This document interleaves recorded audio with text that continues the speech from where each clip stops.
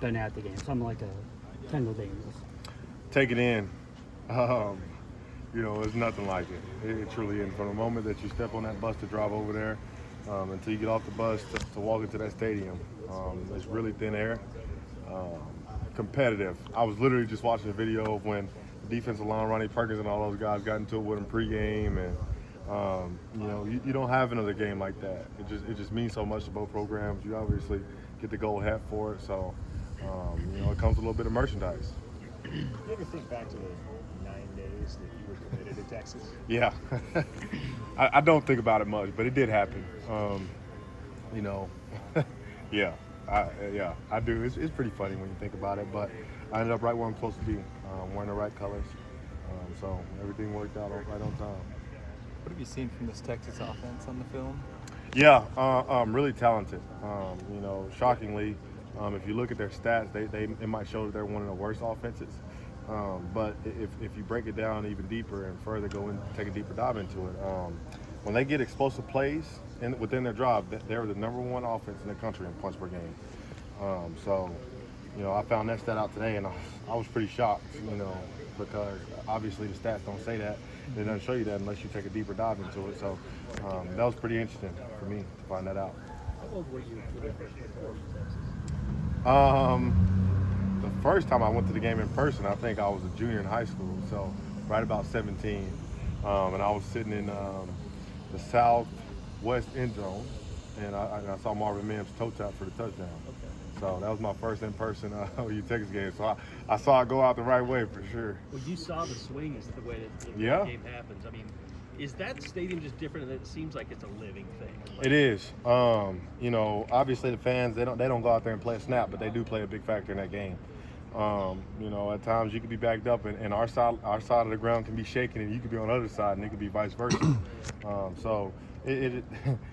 Football is a very big momentum game, and if you've never experienced a game like that, you probably don't really understand what that means.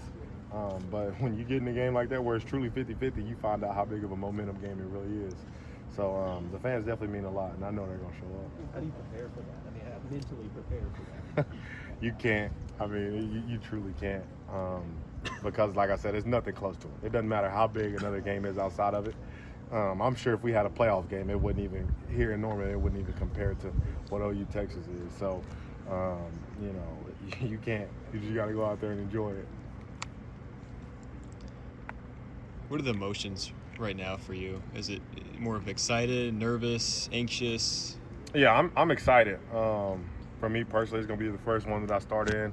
And like I said, it's really important to me and big to me being from Texas and, just hearing about how big this game is. And obviously, they've gotten the better end of us. And so, I want to win. I really do. I got to win my sophomore year, and I know what it feels like to put on that gold hat at midfield and celebrate with your brothers. And that's a good feeling. It ain't so good the opposite way. So, I'm looking forward to that. And I know a lot of guys in this locker room and a lot of the new guys that we got are looking forward to that as well. What's your thoughts on the Texas offense? Yeah, really explosive. I think the running back Trey Wiseman, is that his name? Does that sound right? Yeah. I think he got hurt last game. He's a good player. I know we played him last year when he was a freshman. I think he was. He was really good. Arch, he played really good versus Florida. Depending on when he had time to throw the ball, he was accurate, and he threw a really good ball. They run the ball really good. They got a good receiver. Number 13, he's pretty good. They're a good offense. Obviously, not as experienced as the offenses that they had previously, but they're still really explosive. Jaron was just talking about not letting Oklahoma beat Oklahoma. Does that translate for you all, like on the defensive side of the ball? Yeah, if we keep the ball in front of us, like I said, man, we should be just fine. And if we don't, they become truly one of the best offenses in the country. So when you don't do your job and you don't do what you're supposed to do on that certain play, they can expose you and they can take over for you. How much is the experience that you all have on the defensive side, all the players that are coming back into this game, how's it going to help you all out in this matchup? Yeah, that's going to be big. Like I said, we obviously have the experience on the defensive side of the ball versus what they have on offense. We got a lot of guys that's played a lot of snaps, and I think 6 of our 11 starters on defense have played in this game 4 times now. So, you know, it's going to be big. It's going to be huge. And we should go win the game on our side of the ball, is what Coach V told us. No matter what the outcome is or what the score is, we should go win the game on our side of the ball. So that's what we're planning to do. So it's big to have guys that's playing a game like this. This might be the dumbest question ever, but because I know you want to kill another team and you want to win big, you want to blow people out. But as good as this defense is there maybe a piece of you that would like to go in there and just win a really low-scoring game and just dominate defensively? Yeah, we could win 0-3, and man, I'd be as happy as I would be if we won 59 to 48 or something like that. You know, just when you go in and dominate somebody and you do exactly what you know you're capable of, there's a whole different feeling.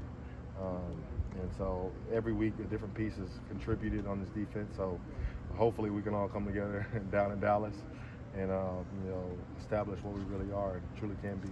What makes you guys hungrier when everybody's praising you and talking about you one of the best defenses in the country? This is obviously the coach answer, but the man who's leading us. But that's been instilled in us for 4 years. All of the guys that are truly contributing, and we just fed that into the other guys. And then once you bleed that into a program and guys believe in it, nothing is never good enough. Like, man, we had a leadership meeting this morning, and he literally ripped us about winning 44-0 and how it wasn't good enough.